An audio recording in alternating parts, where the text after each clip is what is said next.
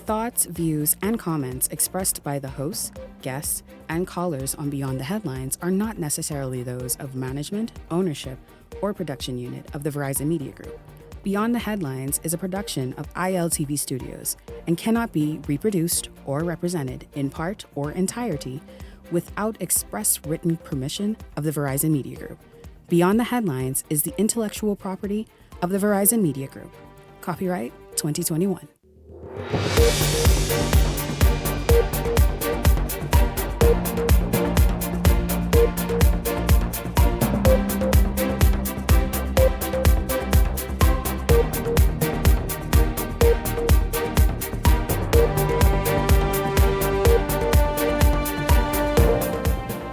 Coming up, the 2025-2026 budget, a major focus in the country this week. We talk about that. Also tonight, we look at the shocking murder in Acklands that happened earlier this week. And then later for you, can your high school graduates' U.S. college dreams be in jeopardy? It's a real question. This is Week in Review Fridays. Good evening. This is Beyond the Headlines. I'm Shanique Miller. Welcome to tonight's show.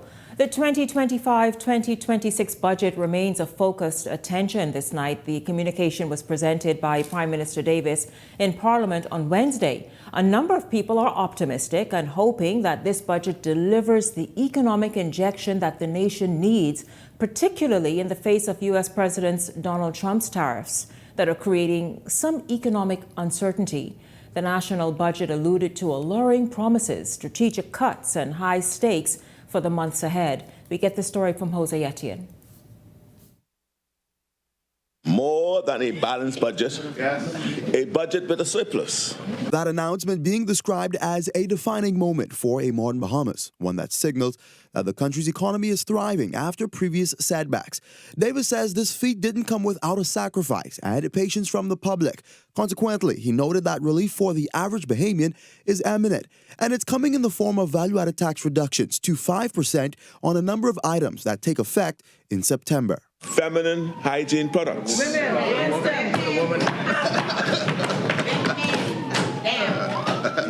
Prescription and non-prescription drugs. That includes medications for those with chronic conditions.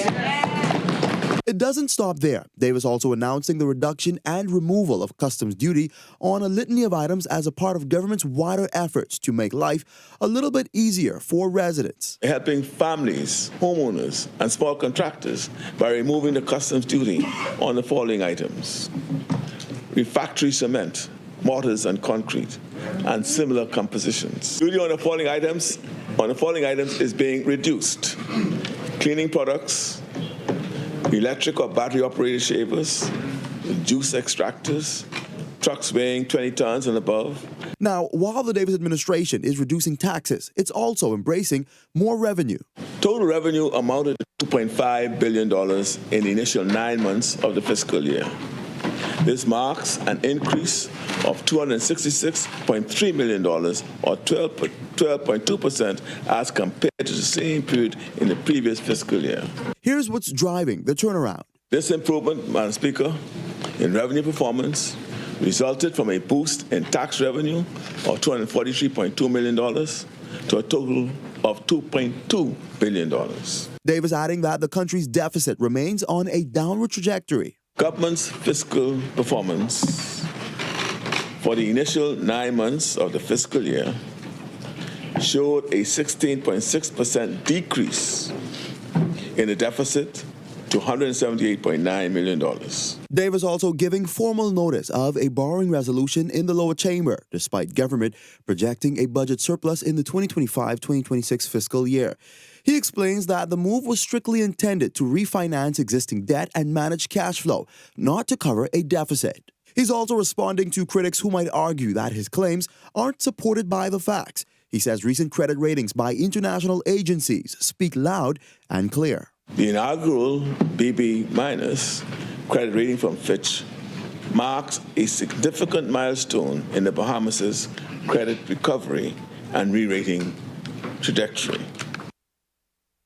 Well, there you have it, you all, of course. And what we did here at Eyewitness News, following that, we did a man on the street, and to hear the average everyday Bahamian sort of give a thumbs up. Some cautiously, but thumbs up nonetheless, because for everybody it's important that exactly what was presented, that it actually works. Now, some good news coming out of that. We heard for the first time a balanced budget. We, of course, discussed that. What does that mean? Also, a surplus in the budget. And so I am going to bring in, of course, this is Week in Review, where we kind of sort of zero in on certain areas that we did all week.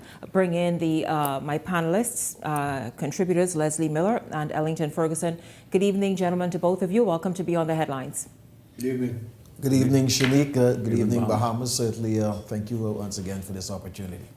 Gentlemen, I want to ask you both. It's been a few days now. What are people saying about the budget? I know it's a lot been happening. The opposition say, listen, man, this just doesn't cut it. What Davis them on? But what are people saying? The average everyday person, when they hear about the VAT reductions, the removal of taxes on several things, key things that affect everyday living and households across the country. What are you hearing? Well, Shanique, there's a lot of mixed reviews in the country on the ground. A lot of people are saying different things. For the most part, people are applauding what the government is doing. However, there is an aspect of a certain sector of people are still saying, well, the precedent has been set, is that these things are certain food items, the bread basket items, and these feminine products, the health medicines and stuff were at zero. And we see you take it down from 0 to 10 and now to 5. So they're still crying for it to come back to 0. But overall, I think when you add up all things and take all things into account, I think this is going to be good for the average Bahamians. These are tax cuts and such is going to be good for us. I mean, it's a wide range of tax cuts that's coming into play, many of them coming into play on September. We've seen some of them already in play in the grocery stores. And so hopefully with all of, once the government began to flesh out its budget, you know, this past Wednesday, Prime Minister gave the communication. But once all of the ministers began to come in and make their contribution, they began to flesh out the things. Hopefully we'll begin to see more and Bahamians will begin to grasp and get a better understanding of all of the things that is involved in this budget. They talked about having a balanced budget and a surplus, not just a balanced budget, but a surplus. This is a plan. A lot of people kind of didn't get it. People thought that, well, they have the surplus now. No, this is the government's plan for the next fiscal year, July 2025 to June 2026. Government is saying we plan to have our budget balanced, we plan to meet our mark, and we plan to have surplus. This is what is being said in this initial budget. So there's a lot that we still sit back and wait to see what's going to happen once the debate kick off next week and we get to see the nuts and bolts of all of what the Prime Minister has touted in this communication of the budget. The economy appears to be on a good footing now.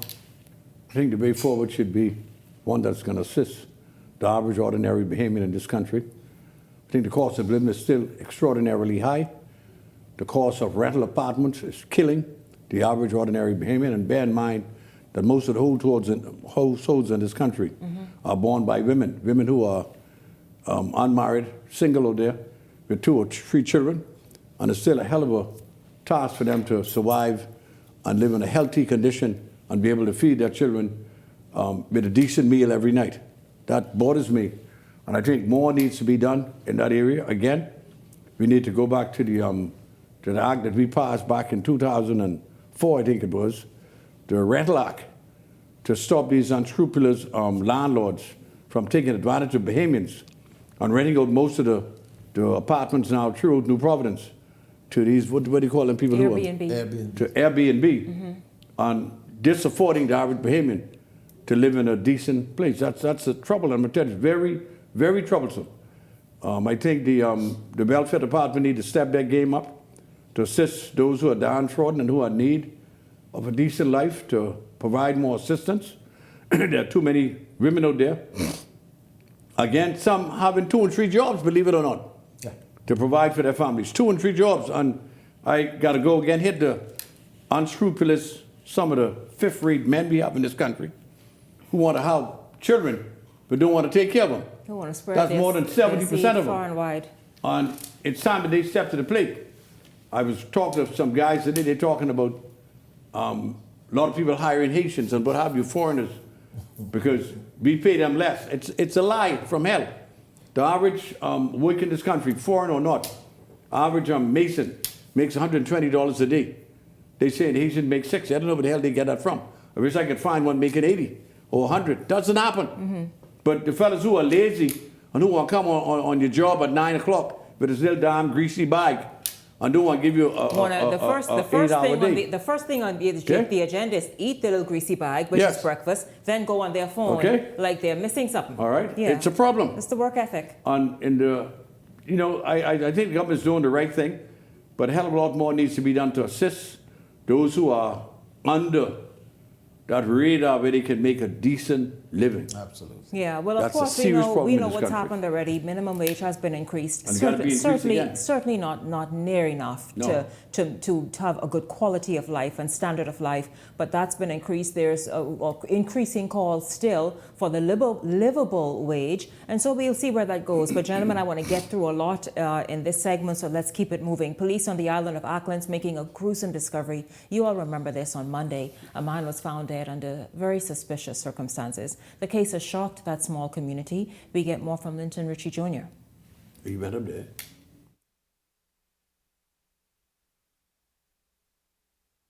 The victim has been murdered and murdered by his son. It is indeed a tragedy. A community in shock. Auckland's residents are reeling after the body of 51-year-old Sean Ferguson was discovered Monday evening. His head and body allegedly found in separate bags. Following the reported gruesome discovery by local police, Island Administrator Herman Gilbert revealed investigators attached to the Criminal Investigations Department at the Royal Bahamas Police Force are on the ground. A team of officers has came into the district and they are doing a thorough investigation. On the basis of anonymity, Auckland's residents told Eyewitness News the alleged culprit in question did not reside on the island, but was visiting his father when things took a dark turn. It's a reality residents haven't grappled with in years. Auckland is a small community. This is something that's been upsetting to the entire residents here in Auckland. Everybody are distraught, everybody are grieving. Gilbert describing the victim to be a man who lived by island culture. He contributed and he did his part in the community, and he was mannerly, he was respectful, he was a nice gentleman overall. It's quite unfortunate. Of course, we spoke about this earlier in the week, and gentlemen, there's not much more we can say. We don't know anything else except, I think both, certainly the 17-year-old was taken into custody. But you all, we talked about this, and we spent considerable time just talking about the need for better conflict resolution, for recognition of maybe mental health issues, for relationships within families to be at a better place. Shanique, my condolences goes out to the family. This is really heartbreaking. This one really hits home for me, as this is my hometown, and these people are distant relatives of mine, and it's really a hard one. When I got the news, it kind of shocked me. Unfortunate, again, we must begin to look at mental illness in a more comprehensive and serious manner. We learned that in the initial understanding of what took place, there was some issues as relates to the son who committed this heinous crime. I think we need to pay more closer attention to these people who the son was undergoing some sort of counseling and then was advised to go and to make amends. I think even though he had other ideas in his head that he spoke about, I don't think we take these things seriously. No, not at all. We just take it them. that this is him and he will never do that, or she will never do that, and we just, we got a 14-year-old right now who've got to live with the trauma of what he have watched taking place, and more than likely had to participate in discarding of his father's and or else what would have happened to him. And so yes, we must continue, and I would love to hear this from the social service department and the other sectors of government, that we must pay close attention and serious attention to mental illness in this country and people that are grappling with it. I think every Bahamian heart goes out to the family of the deceased. Most of us grew up in his time and be quite familiar with the Ferguson family.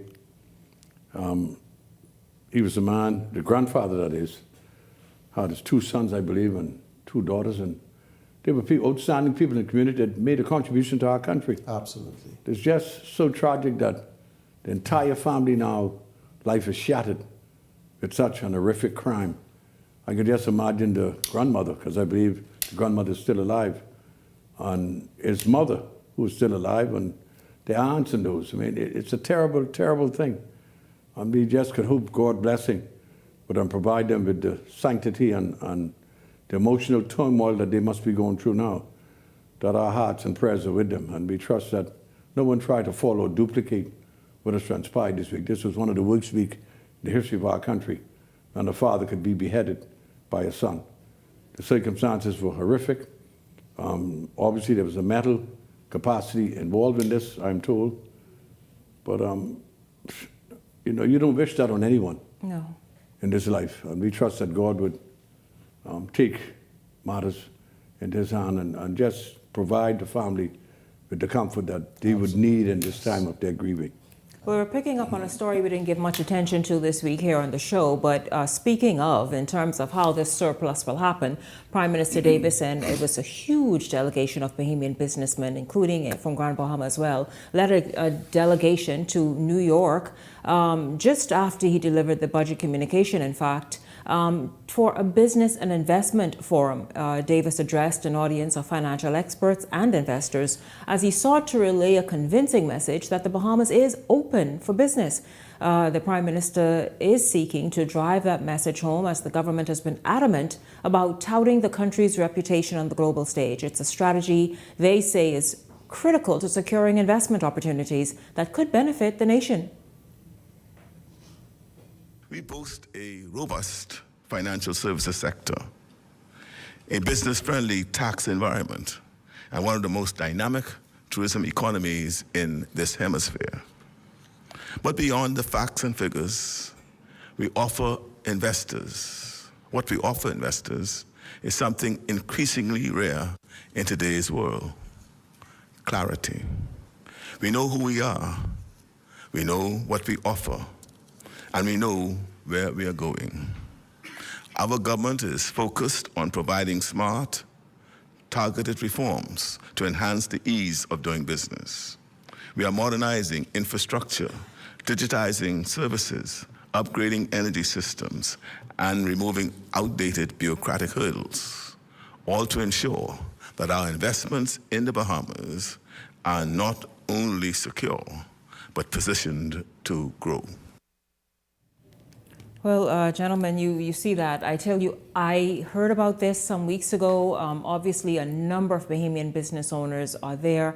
It's a huge forum. The government obviously had a showing there as well as we try to pull more investments into the nation. Your thoughts about this New York in this New York forum, business and investment forum, where from the Grand Bahama Port Authority representatives, Grand Bahama Development Company representatives, business owners, and so many others were in the room.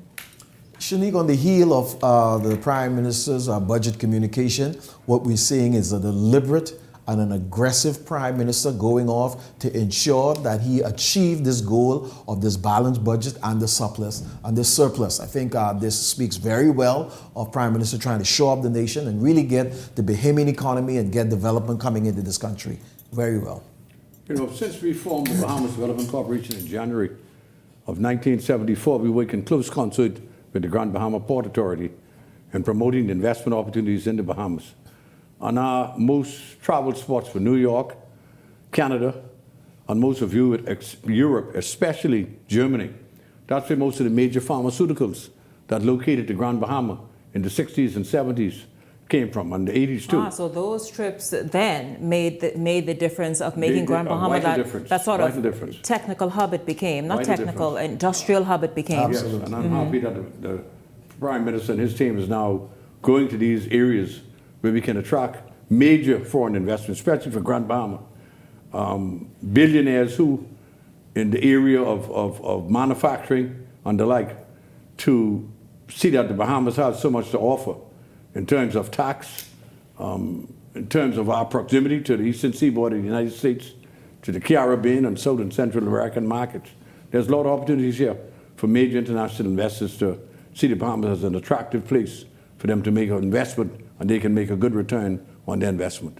And hopefully some of this come into foreign partnerships for opportunities for Bahamian to partner with some of these investors rather than just all the time just bringing in investors. So hopefully this come in some foreign partnerships. Absolutely. Empowerment. Bahamians are at the place where they're seeking empowerment in terms of ownership and the rest of it. So you're right. I want to go just into the other script and just skip this. We can just quickly go to this right here. On the heels of the new policy changes, the United States Department has directed embassies and consulates around the world to pause new student visa appointments. The move comes as the agency prepares updated guidance to expand social media screening for all student visa applications or applicants.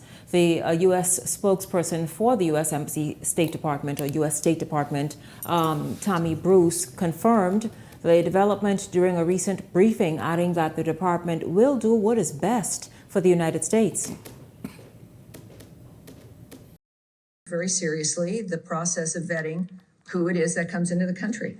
And we're going to continue to do that. We're going to continue to vet, and we continue to have an interest.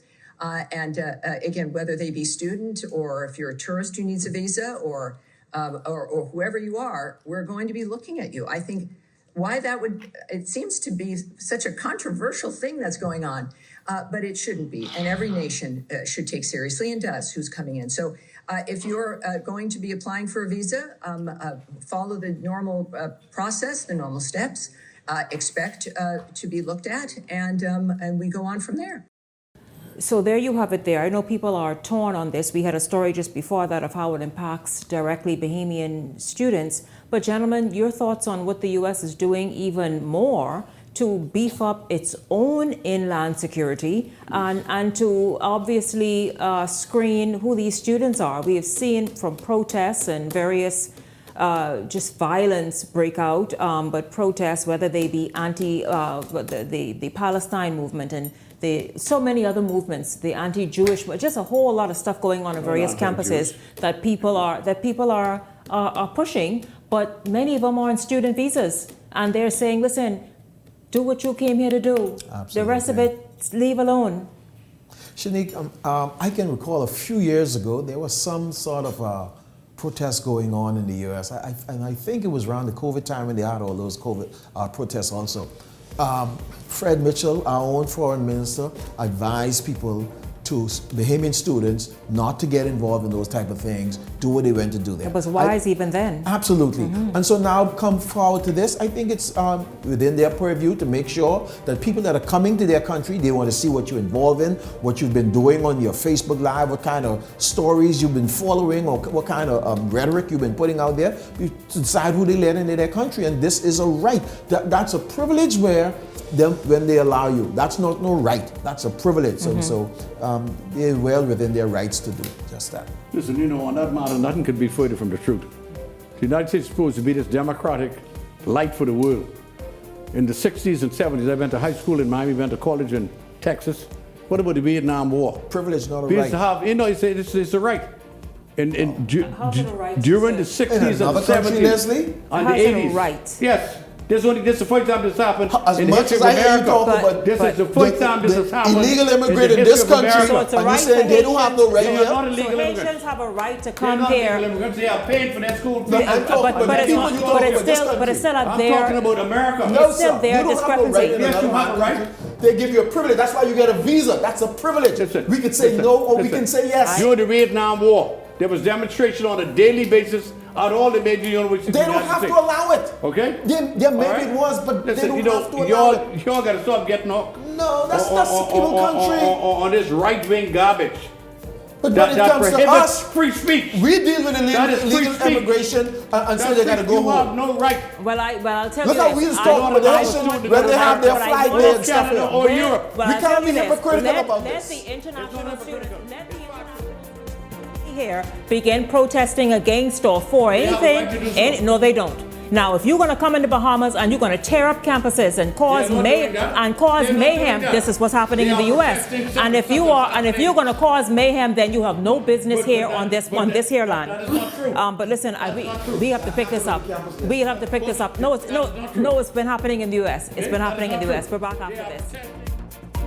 Nowadays, tiles trend like fashion, and Grand Bahama Tiles leads the way with trendy and classic styles from North and South America, Europe, and Asia. Imagine your home with natural stone, elegant marble, sleek porcelain, earthy granite, or slate. Grand Bahama Tiles has it all. They even export to the Family Islands. Maybe it's time to update your style, get the look, and transform your space with the latest tiles trending at Grand Bahama Tiles.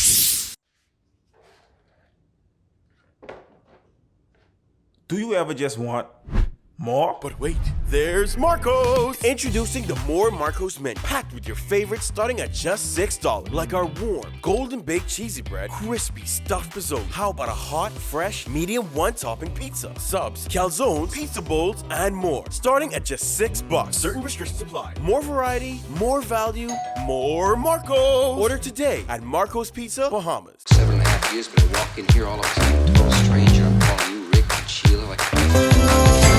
I win. At Island Lock, we take sports seriously. Get ready to experience the thrill of winning anytime and any place. Bet in real time and live the thrill of every play while watching your winnings stack up.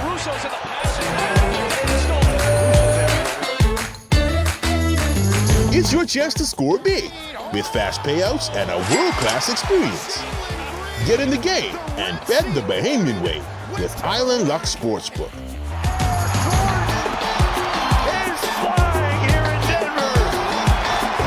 Measles is on the rise around the world, and the Bahamas is at risk, which makes us very vulnerable as a nation for the possible outbreak of measles cases. Every Saturday in May from 10 a.m. to 1 p.m., the Ministry of Health and Wellness will host MMR immunization visits in South Beach, Coconut Grove, Fox Hill, and Elizabeth Estates. Clinics in these areas will remain open until 8 p.m. twice per week. Get your child immunized now. If you enjoy watching Beyond the Headlines, take advantage of our exclusive offers with 4 15-minute interview segments at $1,200 and 20 30-second TV ads at $2,000. Contact 557-0258 or 557-0259 for more information. Go beyond with Beyond the Headlines. This segment of Beyond the Headlines is brought to you by EV Motors. Drive the future with brand new 2024 electric vehicles. EV Motors, powering your journey.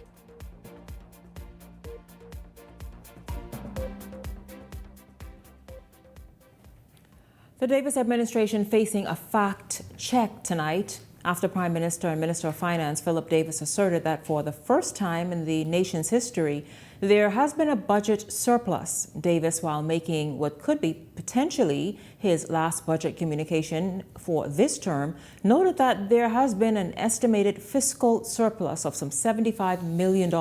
Davis made that revelation as he also touted that government is presenting for the first time a budget with balanced books. Well, former Minister of State for Finance Shabargo Lang says parts of what the nation's chief and finance minister asserted yesterday aren't entirely true. He says Davis is taking credit for something that the opposition actually did over a decade ago. I do recall that the Prime Minister said it's the first time that a balanced budget was presented, and that does not appear to be the case because in 98-99 budget and the 99-2000 budgets, Sir William Allen indicated that he was presenting for the second consecutive time a balanced budget. Now, when you look at the numbers in those two budgets, the GFS deficit was about 0.3%, so that's less than 0.5%. And I think that is what he was referring to as practically, for all intents and purposes, a balanced budget. I do not believe that either of them had an overall surplus, but there were certainly surpluses on the recurrent account, which really is what you look for in terms of surpluses because you're not going to get a surplus on the capital account. But the overall budget was, if debatably near zero. Well, there you have it, former State Minister for Finance Shavargo Lang talking about a balanced budget some years ago. But we're going to get into this because many people are still very confused about where's the surplus? What does it mean? Is the surplus now, or is this something that the government is projecting? We want to know, us sort of novices, right? We want to certainly understand this better. I am happy to be joined by economist Darvin Russell, who speaks and is a former UB professor and it has his own economics firm and all the rest of it. Really does a lot of things as it relates to the economy and finances and the rest of it. So you certainly get this and understand exactly what the government is saying when the Prime Minister presented this budget. Certainly, Sinead. Good evening, everybody. What the Prime Minister did, and you can call it a slip of the tongue, if you will, but he was very deliberate and intentional. What he was talking about really was a deficit that has not yet occurred. He is projecting for the upcoming 2025-2026 fiscal year that the Bahamas government will be in a surplus position, which means simply that we're going to be spending less money than we're taking in. Historically speaking, we typically spend more money than we take in, so we run deficits. Exactly. So you also hear terms talked about like a GFS deficit, right? All that simply means is the deficit as a percentage of the overall GDP or the gross domestic product. So historically, we've run that deficit at less than 2%. So that means that our revenue was less than our expenses by 2% relative to the GDP. In the Bahamas, in that context, that $75 million that the Prime Minister is talking about represents a projected less than 0.5% of the GDP futuristically. Okay? Let me make it simple and plain. So let's say that your $30,000 salary is equivalent to the GDP of the country. 0.5% of your $30,000 is $600. But a portion of your salary is a proxy for the government's budget, which right now is 25% of GDP. So 25% of your $30,000 salary would be $7,500. So the government is saying, look, I don't expect to spend up to the $7,500, I expect to spend $600 less than $7,500. So you can see it's a really tight weaving, if you will, of the economy. So it's a challenge for the government to hit that. To even meet that projected goal, if you can put it that way. But let's just talk about how realistic that is. Can the government at this point here, at almost the start of a new budget cycle, a new fiscal year, project that properly and really achieve what it is that they're setting out to do? How doable is that? Well, historically, we've always been wrong, right?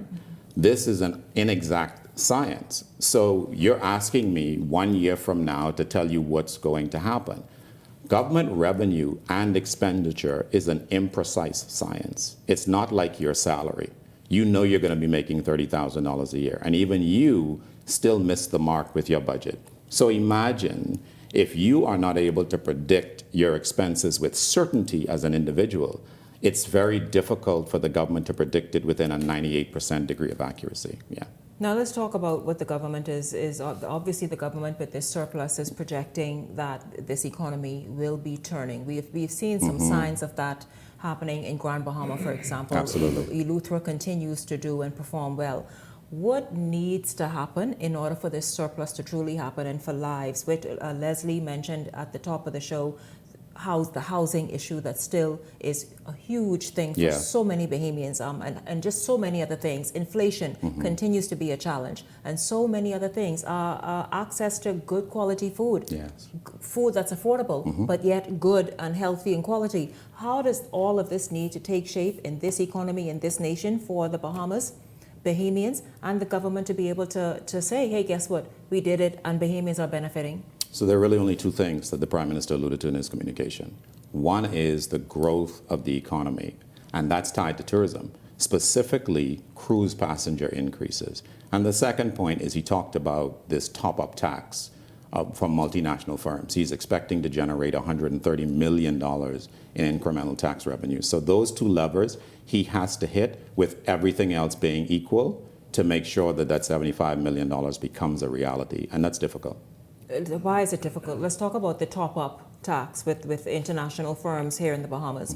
It's been the complaint, even with, and they don't qualify as international firms, I'm not thinking, but certainly let's look at just international operations in the Bahamas, certainly. Like your luxury yacht, and the complaint has been, listen, the Bahamas is becoming too steep and expensive a destination to play in, or somewhere to visit, or how do you think this going hard after these international firms to ensure that they pay the government tax, which should be done. Sure. But how do you think that will affect them staying here in this nation versus looking elsewhere? Well, that's a great point. So we don't know. Is the long and short of it. The fact of the matter is this has been enacted since January of 2024. And the Prime Minister is just saying that he is expecting for the first time this $130 million to be realized in the upcoming budget. So there may be some suspicion around whether or not you're going to get full compliance in this regard.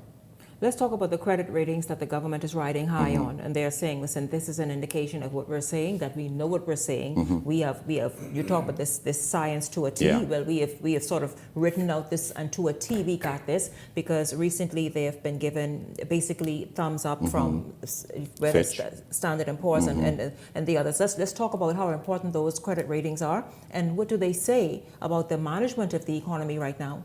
So the credit ratings are critical, of course, because it affects the percentage that you pay on your debt that you borrow, right?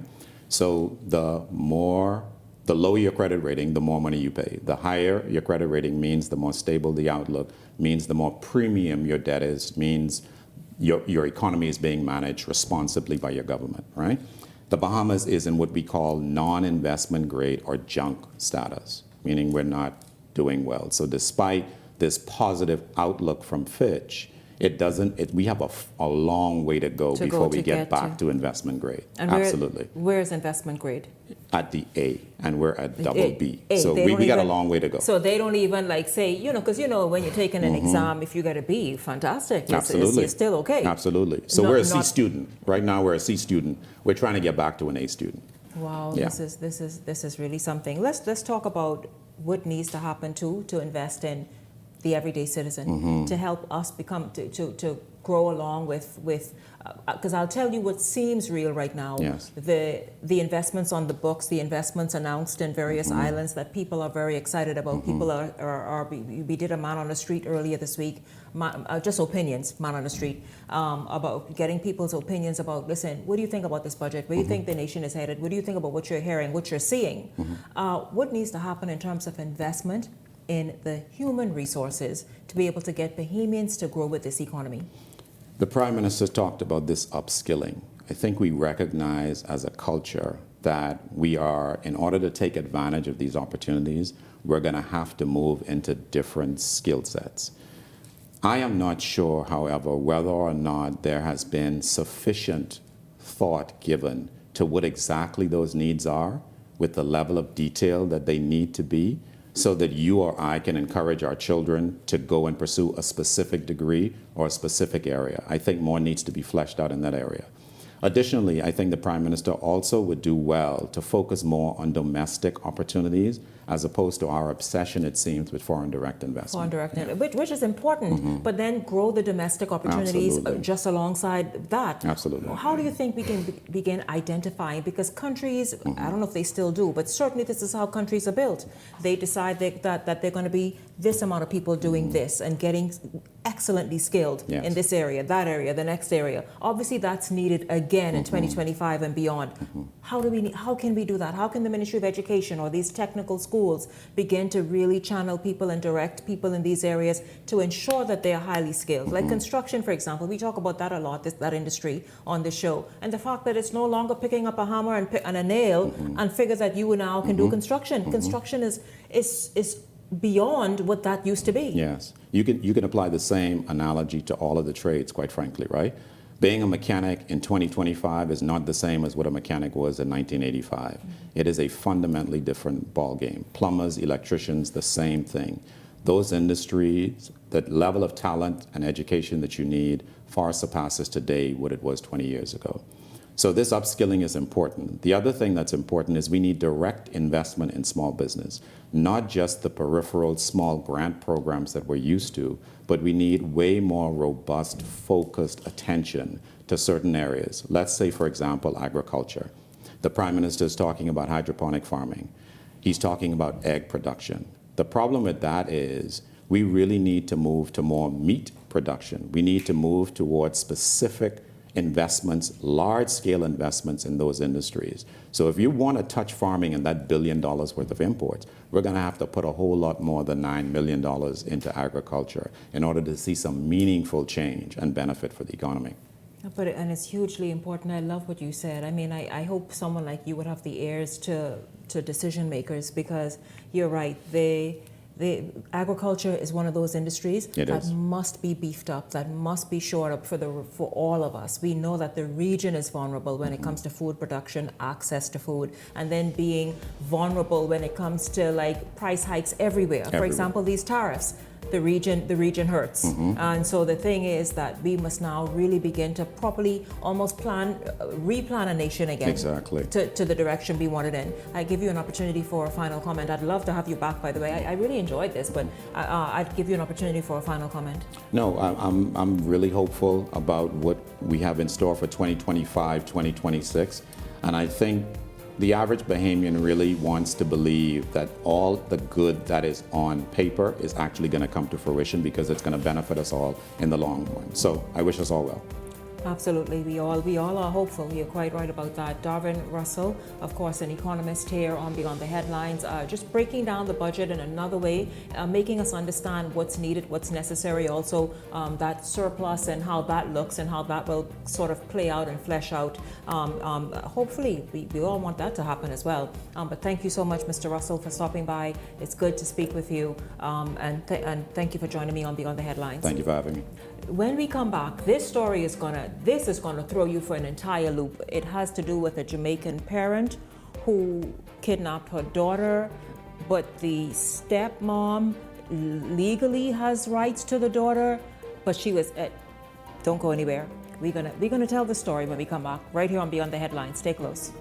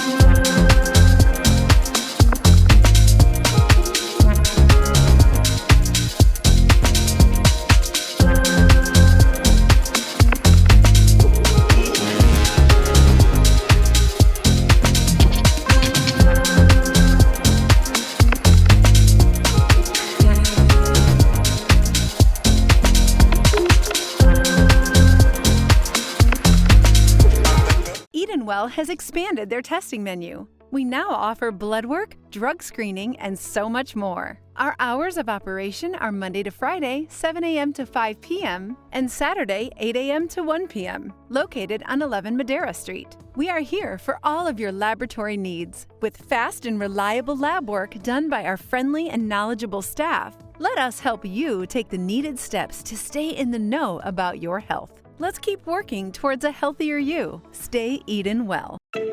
Tired of driving around from place to place just to get your car insured and licensed? Frustrated with the process of being back and forth from your insurance company to road traffic? Well, BMG Insurance Agents and Brokers just made insuring and licensing your motor vehicle as easy as 1, 2, 3. Step 1. Visit us at the Road Traffic Department, Section 1, Thomas A. Robinson Sports Stadium. At our office, you can purchase or renew your insurance or get your vehicle inspected. We at BMG Insurance Agents and Brokers represent major carriers. Step 2, see the professionals at Road Traffic to get your vehicle licensed. Step 3, enjoy your day. Insure with BMG Insurance Agents and Brokers today, saving you time and money. Your one-stop shop for all of your insurance needs. Great rates, convenient, excellent service. For more information, call us at 322-2221. So you want a space. But not just any space. You need something with a little more potential. So how about 1,000 square feet of room to play with?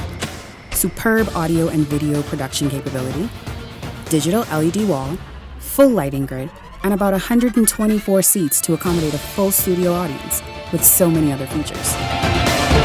Make us your home for your next concert, conference, and so much more. Honestly, the possibilities are endless. Here at ILTV Studios, we'd love to bring your next event to life. So what do you say? Do you want our space?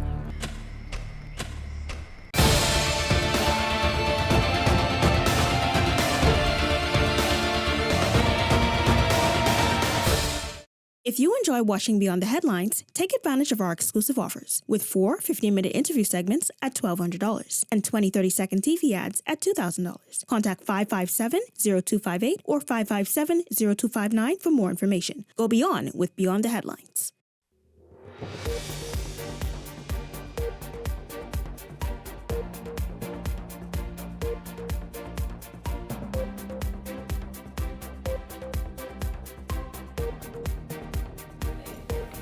Welcome back to Beyond the Headlines. We're going to jump right into this because this is unbelievable. When I saw it a few weeks ago on the news, the Eyewitness News, and it's been elsewhere as well, it just sounded, I mean, Lifetime couldn't write this plot.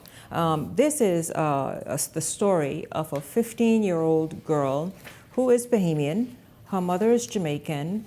Well, you will speak out when it's your turn, and I want you all to go fast. So she is 15, and she was on her way to school about 3 weeks ago and kidnapped by her mother. Now you know we don't hear about that in the Bahamas. Kidnapped by her mother, who is a Jamaican. I don't know if she has Bahamian citizenship. Not sure what her status is, but she's lived here for quite a number of years now. So we're going to jump right in. You heard the voice in the back there. Maria Daxon is the attorney for this family and for this whole thing going on. Also joining me is Deandra Ferguson. Welcome to Beyond the Headlines. It's good to have you both here. Good evening. Listen, Deandra, well, let's start with you. Maria, I know I want to hear the legal of everything from you and what's happening. But Deandra, let's start with you. This is your sister we're talking about, this 15-year-old. Yes, ma'am. Tell us what's going on, because you all are fearful and worried. There's that, Maria, thank you for holding that up. She's not been seen or been to school in over 3 weeks. Correct. She came to be with us. She came to be with us 18 months ago and has been in our care ever since. Hold that up higher. Yes. She was placed in our care with social services along with the police because our mother was chasing her along with our other sister at the time with a knife, threatening to sacrifice them. Sacrifice? Yes, to sacrifice them. Your mother used that word, sacrifice? Yes. What happened? Is she, now I've spoken with the mother. The mother too has reached out to me over the last few weeks, and the mother was then told by her attorney not to speak out because this matter is before the courts. I'm not sure, but this is what's happening. So you were saying that your mother was threatening to sacrifice the 15-year-old and your other sister. How old is the other sister? She's now 19 years old. What was going on? Was she having a mental break? So Leona had reported to her, she's known as Leona, but her name is Danielle. She had reported to her guidance counselor that she was feeling suicidal, and a letter was sent home for her to receive mental health care from CCAC, and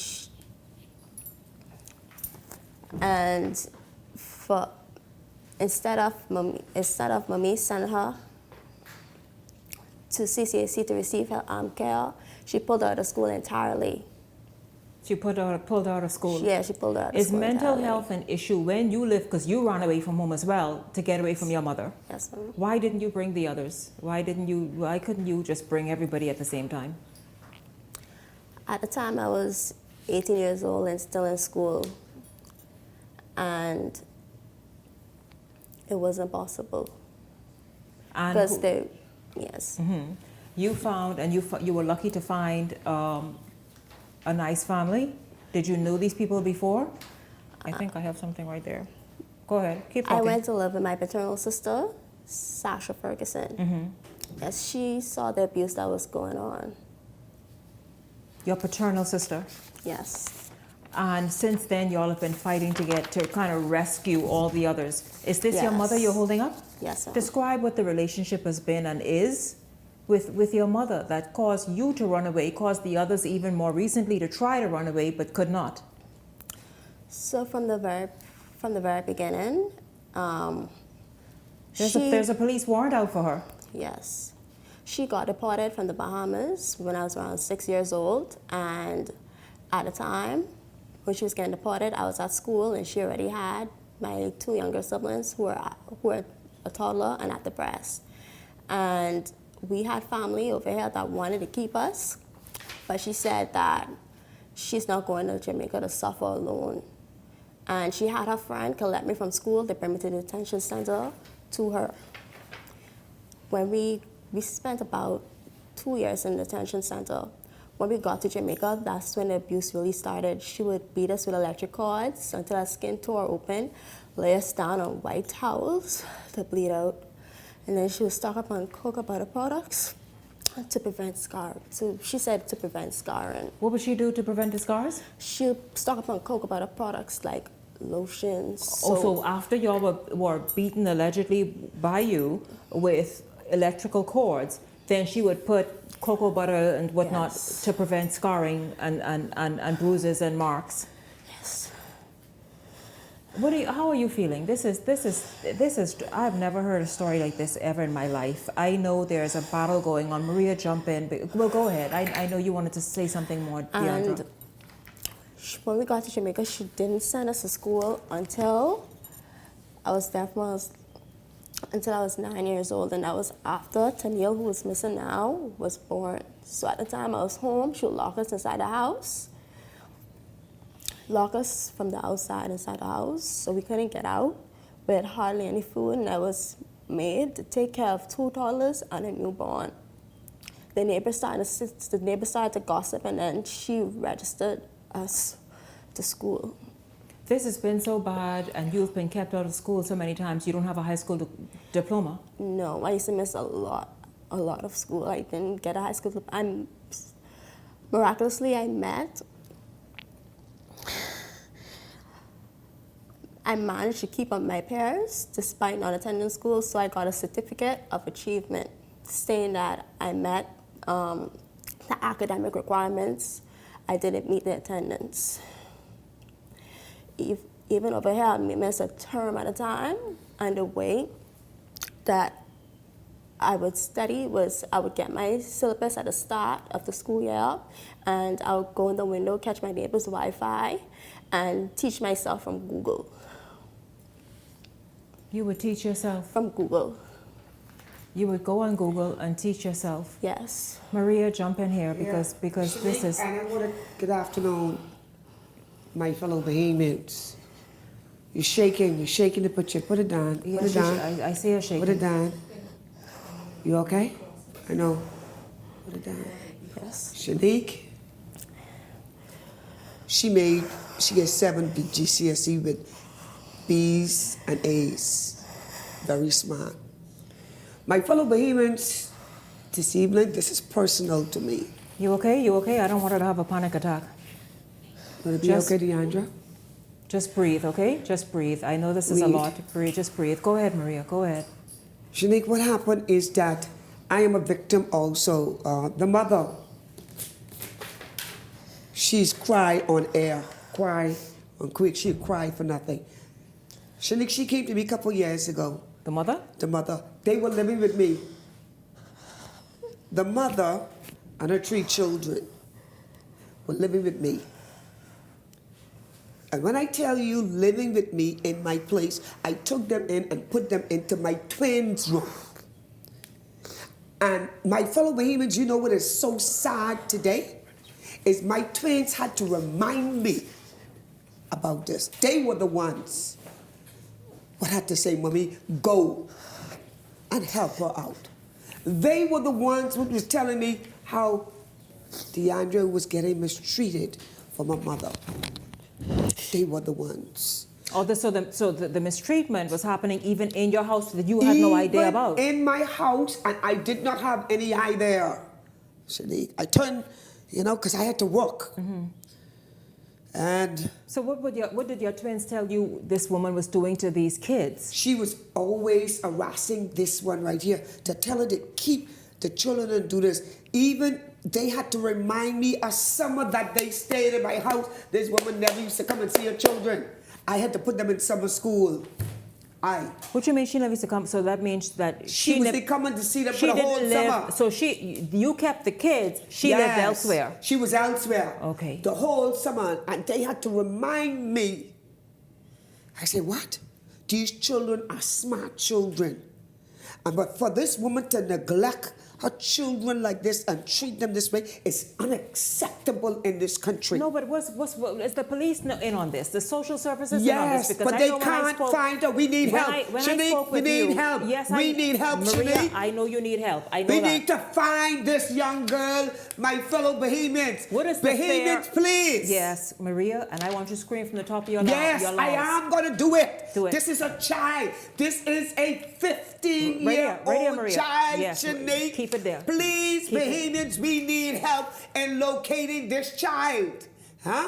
She is not going to school. That is child neglect, child abuse. I went to the school along with Deandra. She is not in school, Shanique, please. Please, Bahamians. Yes.